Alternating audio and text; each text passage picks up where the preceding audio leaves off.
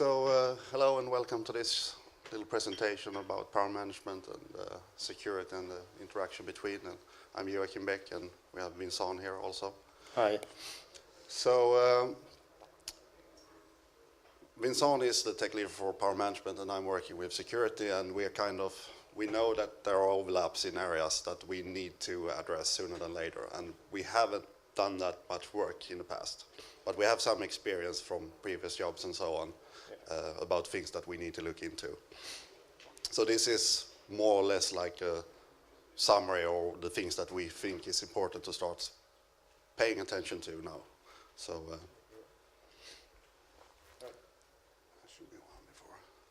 So this summarizes it. I mean, we are working in an environment where we share devices, clocks, and whatever between a normal and secure world. And usually, as you know, it's Linux kernel that controls everything. And we don't really want to change that, but we need to have some kind of way of communicating with secure world when there are shared resources. And one example here is the crypto blocks, for example. We have one more slide here about that.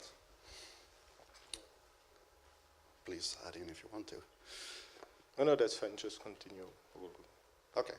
Yeah. So. Yeah, the crypto blocks here, I mean, I've been in one place before where we had an issue here that basically the crypto block was, it was shown as two different blocks, but in reality it was a single block. So you can imagine what would happen when both Linux and the secure side wanted to do hardware acceleration at the same time. And that caused a lot of headache for us. And that's the type of things that we think that we need to look into now and see if we can you do it in a general way, or is this also something that is very unique for different SOCs and so on?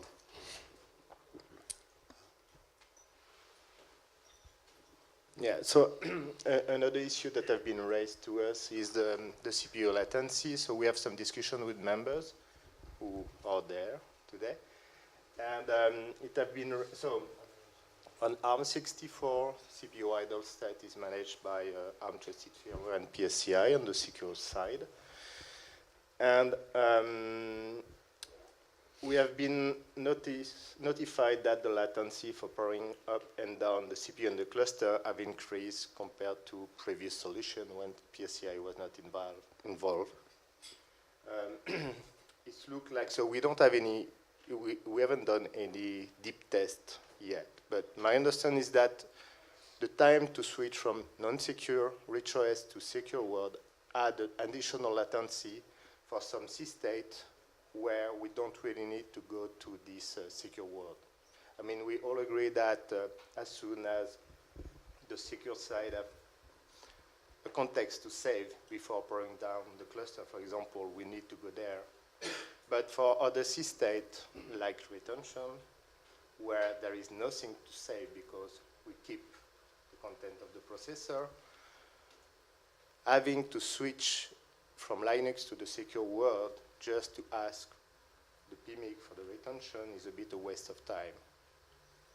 So that's such kind of concern that have been raised to us.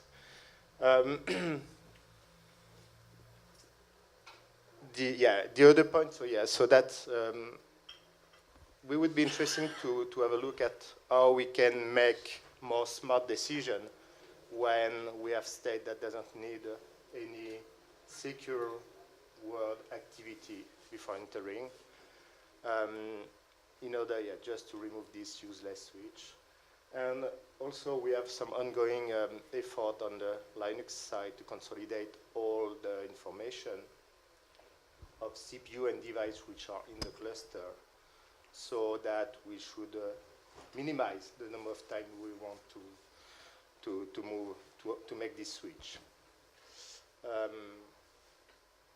Is there any question or comment from some people? So I know that some people have faced this issue. Is there any other person that'd like to discuss about that or to get their input? I mean, you say there's a significant cost, but where are the numbers? You need to see the numbers. We don't have. In fact, we have two members saying that they have a significant. I don't have made any. That's what I say. We don't have made any measurement. It's just an input that some members said with PSCI and having to switch for some C state, which Okay, so we have done some yeah. instrumentation, and the cost of switching into the secure world is at the level of nanoseconds. So, is this just in the noise? The switching from Linux, it's a nanosecond. Yes. Okay, that's interesting. We will do so. Yeah, we will do the measurement. That's not the value we have in mind.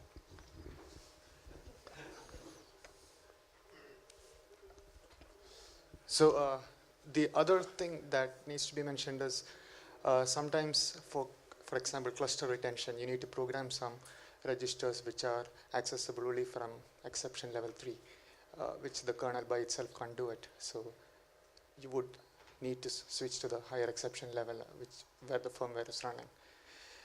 So Okay. yeah, I don't think we can totally avoid, going into the firmware for some of the retention states. Okay, yeah, maybe. I mean, as I mentioned, it's just that right now that's what I've been raised. We have C state where using PSCI and having to switch between both makes significant change in the latency compared to what we have before. That's just the statement. Okay. That's the point. So we would like to make some measurement. We would like to check that.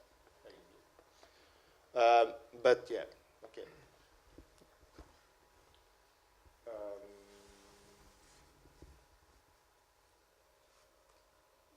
Another part which is about device latency is that for some SOC, we generally have a limited number of power domain, which are sometimes shared between secure and non-secure device. And right now, as far as I can tell, there is no real generic implementation about how to manage that. So should we put all the power management on the secure side so that each time a non-secure device needs a clock, we have to move back and forth? Or should we consolidate that on each side in order to minimize? That's another topic that we'd like to work on. Or if we can make some kind of more generic interface in order to manage this shared power domain, shared clock, shared resources as a whole. This goes hand in hand with what I mentioned. This is touching exactly what I had in mind about the crypto API also. I mean, the crypto block, how do you power it up and power it down? How do you share this?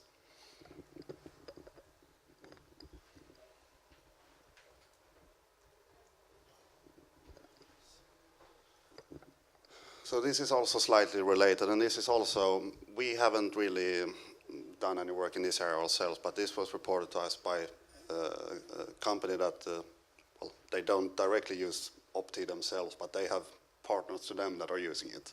And it's about how you save the states when you're going to suspend to RAM.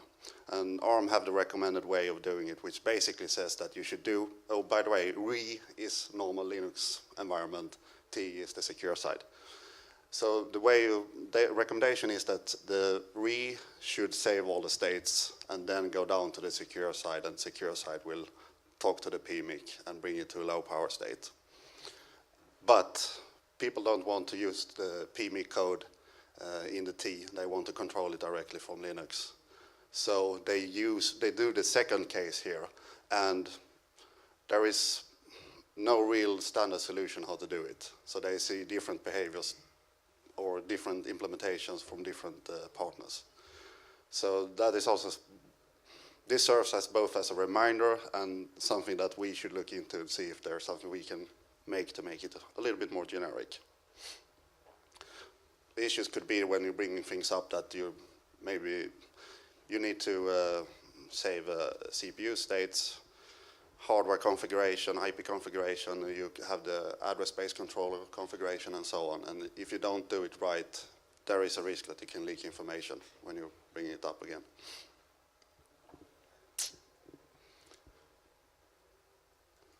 So, open for questions.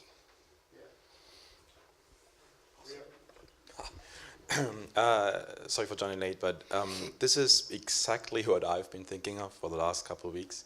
Ever I talked to the Jailhouse people who ran into the exact same issues again on ARM hardware, where, so I don't know if you know Jailhouse. Jailhouse is basically a static partitioning hypervisor, which takes basically a non-secure system, runs Linux on there, then puts a hypervisor underneath that Linux that already got booted on that system, puts it into one VM, segments a CPU and a couple of peripherals off of that VM, and puts these into a real-time safety critical other enclosure. And they're running into these issues too, because suddenly one VM can turn off devices that the other VM was accessing to, and depending on your hardware, that might stall the whole system. It's a nightmare, right? You don't want to have any of that, because any layer below that would then have to deal with special things for it. The hack they did to enable something at all was to trap and emulate the clock registers for that specific platform in their hypervisor. That doesn't scale. We can't have specific clock frameworks in every single piece of layer of code that we have out there. We can't have a clock framework in the kernel, in our hypervisor below it, in trusted firmware, in everywhere we go and do the same thing 5 times, right?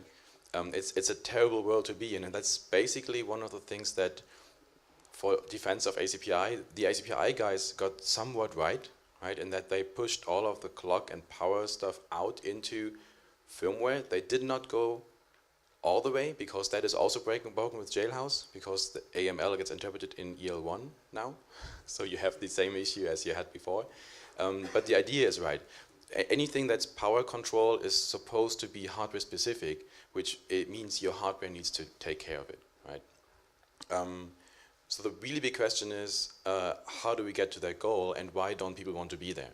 The first thing not quite 100% sure, but I have a couple of ideas. The second one is actually really simple to answer: fear, lose of control, loss of ability to change things, to fix things, and bad experiences in the past. Every time I talk to anyone who is really in favor of having clock frameworks, PMIC control, everything in the kernel instead of firmware, essentially the biggest point they bring up is that firmware is always broken. It never works. It's really hard to work with firmware people. So I would rather want to have it in the kernel so it just works, so I can fix it. That's the main concern.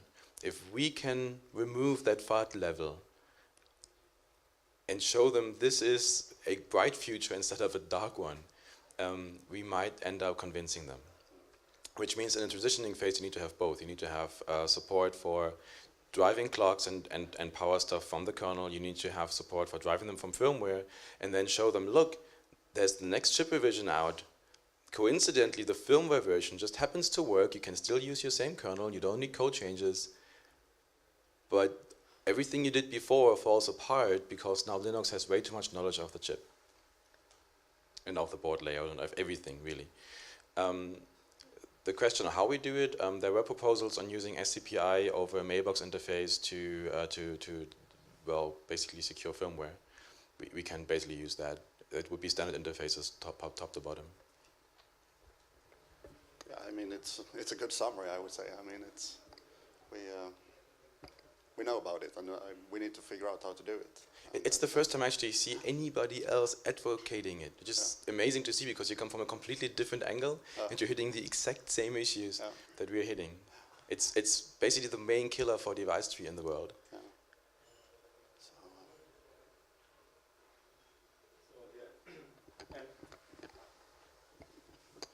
I agree with you that how we share this resource data efficiently is one thing. How we make that as simple as possible. Yeah, but the efficiency also, I think, will become an issue.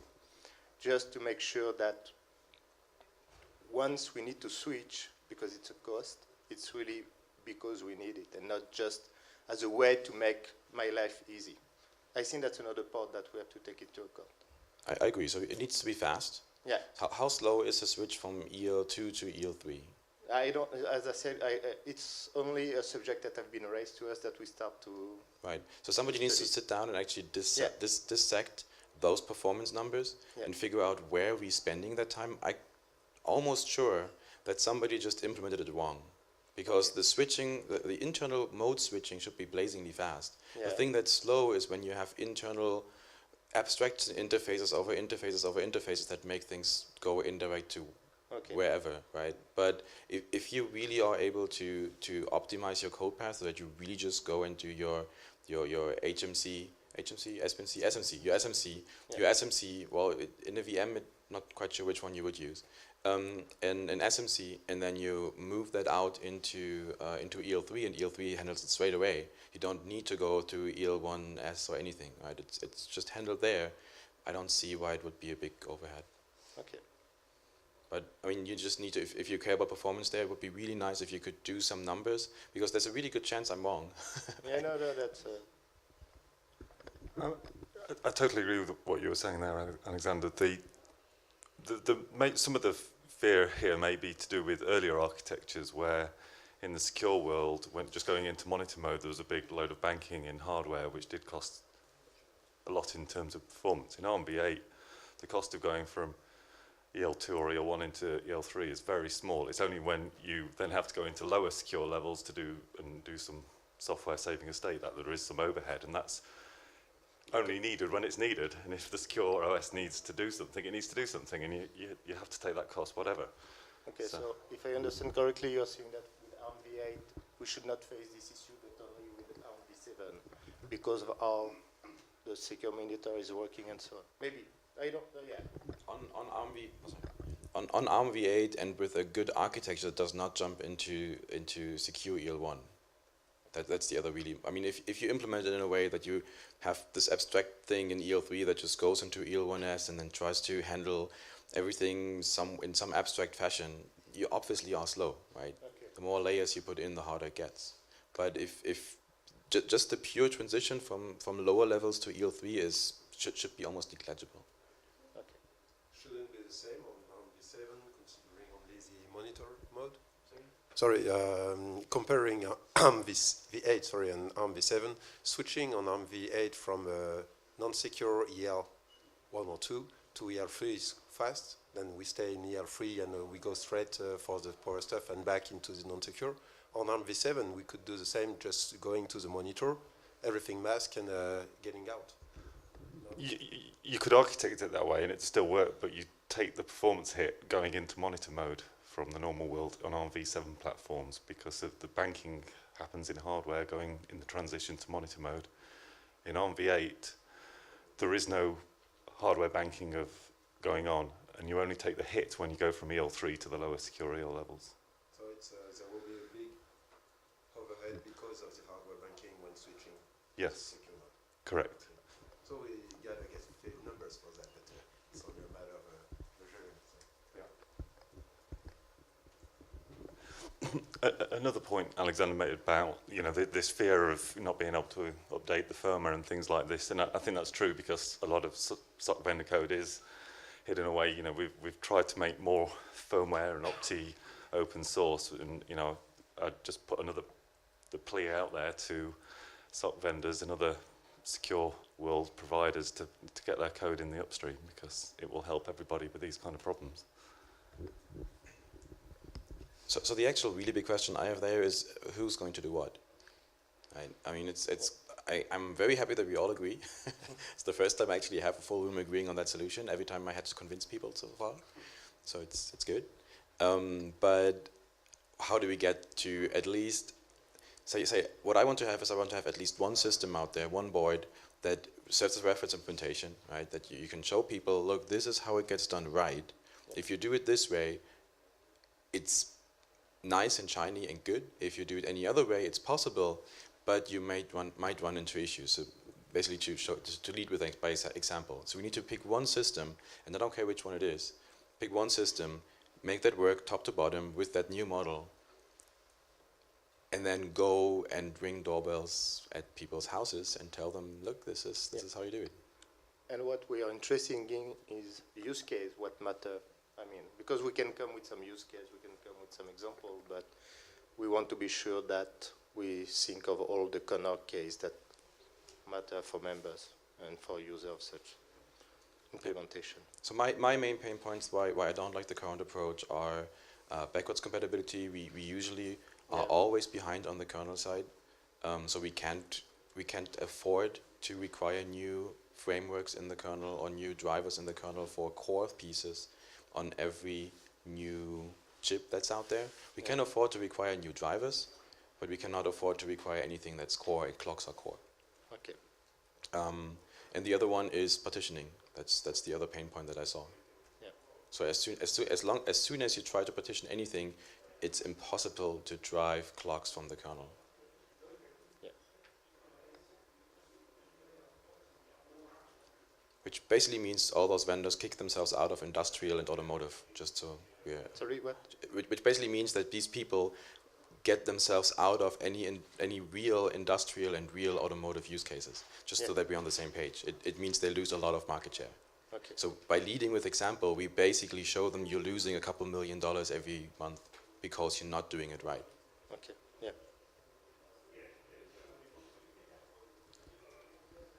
Someone else who want to make a comment or give more? Yeah. The secured and non-secured, and now you need to share the resource. So in the slide, there have not clear one thing that how you synchronize the, for example, the knocking or the mutex like that to protect each other. So. Yeah, we don't have solution now. We just have problem. We're just getting all the issue and all the problem, and yeah. Maybe for the next connect we will come with some solution. I don't fully get the question, unfortunately. No, he was asking how we have planned if we have a solution to make the sync and the log between secure and non-secure for shared resources. How we want to implement that, but we don't have any solution for now. You mean shared resource as in the clock framework, or shared resource as in any random? Yeah, shared resources, the fact that we have one clock which clocking secure and unsecure IP without taking into account clock framework or what else. We have one resource. How we make sure that we have that both are on the same state before applying. I mean, just be sure that secure world will not gate the clock, whereas the rich OS was about to use it. There could be shared spin locks. There could be shared spin locks between. I mean, it's not a solution because there's a problem of will the non-secure agree to use it properly, or will the secure will always use it properly? No, but we can share exclusive accesses even between non-secure and secure. Maybe. No, maybe. The point is that Leo was part of asking the if we have a solution. Yeah. I don't have solution for now, because we have to take into account SMP system, probably coprocessor. We can also power coprocessor, which not only taking care of some CPU management, but other device. I mean, there is a lot of. We have recently we have worked on some performance state for power domain. That's the same. I mean, how do we manage the performance state of a shared power domain? So maybe also the power coprocessor can be part of the answer, which may need to have a secure power coprocessor that can accept both from non-rich OS and secure world, some requests, and then. But yeah, that's. I mean, there's just some sort. This need to be studied a bit more.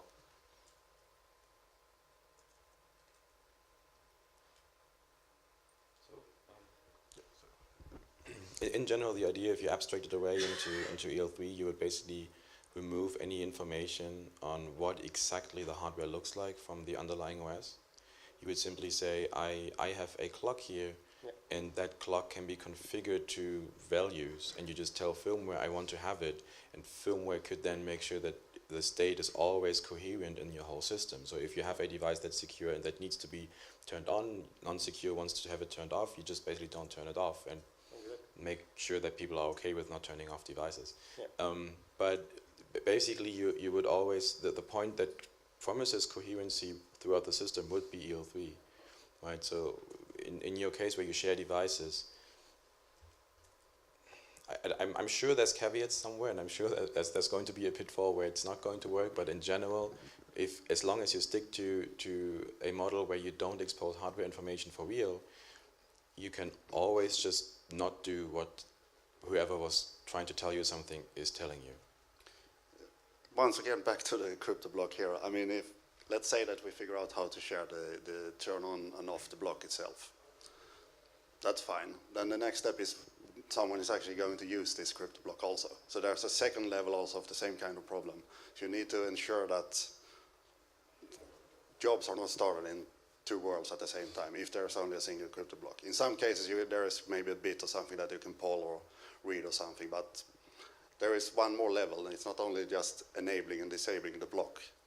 Or you want to share the actual crypto block between secure and non-secure, even though the crypto block is not aware of the fact that it is shared. Yeah, maybe you were not there, but Just there don't. is some configuration where you have one IP and two access points, one secure and non-secure. Just two IP blocks, or two interfaces at least, two queues, two whatever it is. That would be the best. Give it two interfaces. You cannot share the same interface between secure and non-secure. It's just going to fall apart. Whatever you do, it's going to fall apart today as well. You are not sharing the same interface. You're sharing the same IP, but you have two interfaces. But then you're fine. No. Let's say you're running some IPsec stuff in Linux, and at the same time you're trying to decrypt something in the secure side. Then you have an issue. Depends on the interface, obviously, right? So if your interface is just a view into internal registers, yes.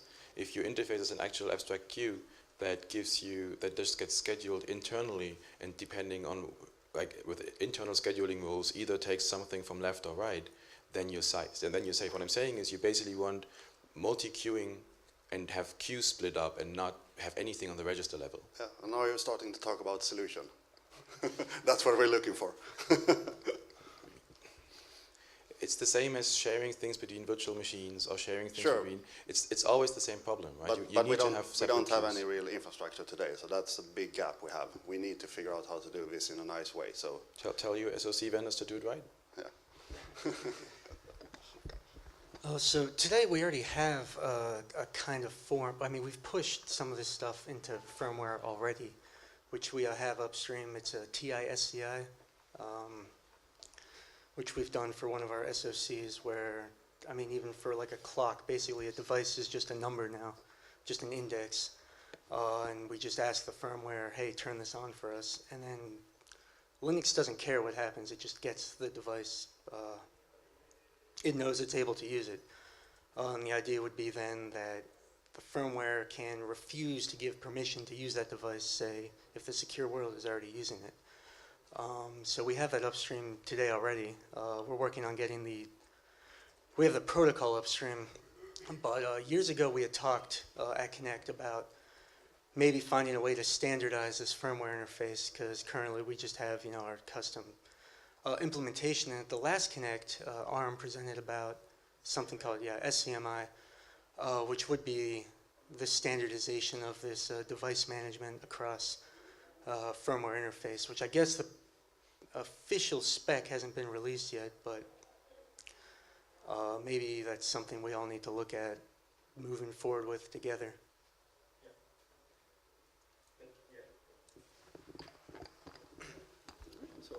My understanding is CMI it's an interface how to send an information.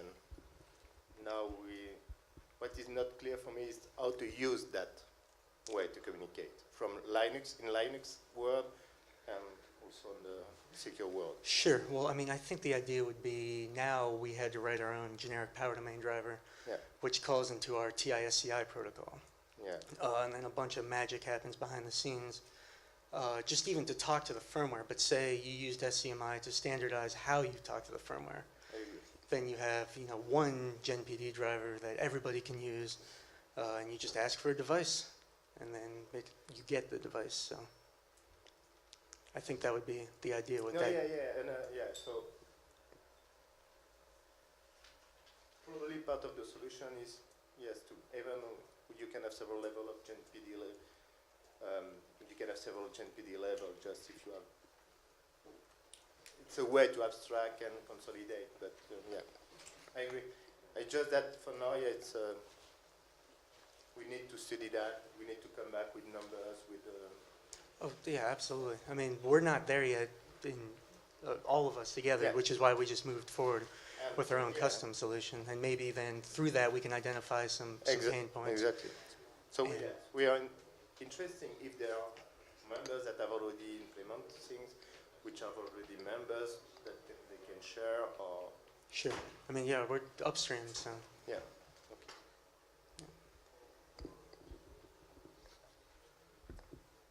I think we are done. Just very quickly, the SEMI spec is coming very soon, and that will be accompanied by a driver and trusted firmware at the same time.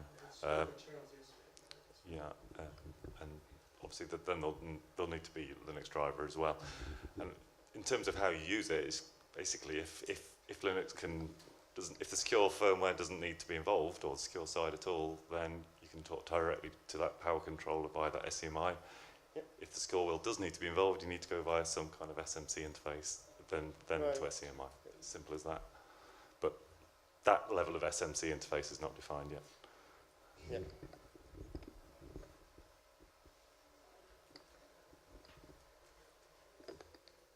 I think it's done for us. Thank you.